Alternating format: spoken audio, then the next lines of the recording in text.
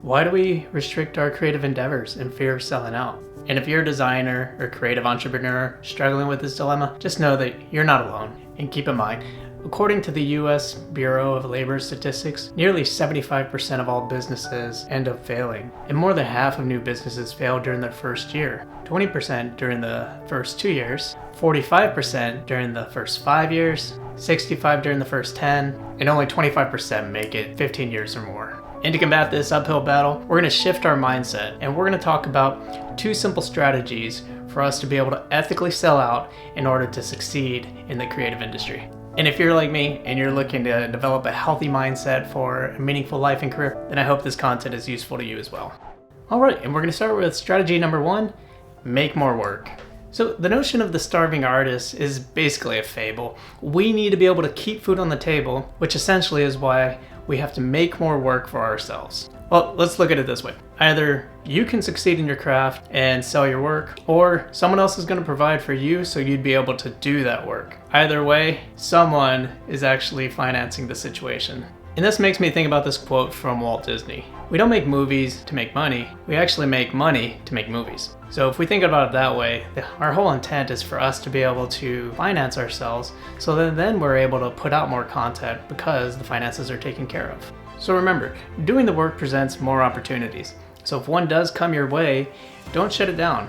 Unless for some reason it definitely doesn't align with your core mission and values. So get out there, be ambitious, and just try new things. You never know what it's going to lead to. And ultimately, selling out, whether or not it's perceived as negative or positive, this is up for you to decide. You decide your future. It's not up to the opinions of others of how you hold your values. And the second simple strategy that I offer to everybody is to pay it forward. Now, at some point in our career, somebody has offered us advice that has gotten us to where we are now. And if you are early in your career and you're not there yet, don't worry, you will get there. So this is just future advice for you to soak in. Now, in general, paying it forward is just a simple means for us to be able to put out positive vibes and create a greater impact on the world. And here's some tips for how you can pay it forward in the creative industry. Tip number 1, mentorship. You can share your knowledge with fellow peers as well as the younger generation as they're coming into their own. Tip number 2, collaboration. Offer your skills and expertise to those who are just starting out.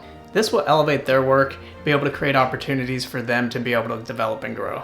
Tip number 3, share resources. The competitive industry is very competitive, and this includes sharing things such as templates, lessons learned, software perhaps, contacts, just networking, anything that you can offer to be able to give them basically a leg up. So then that way you can ensure them the opportunity to be able to have a good success in their career. And tip number 4, recognition. Promote the work of other creatives. Post about their work on your social media platform. Nominate them for a reward. Or even just share their work within your network. Just being able to give them exposure to your world and your contacts is just another way to pay it forward. And by sharing our skills and resources, we're essentially creating a culture of collaboration and generosity that benefits everyone.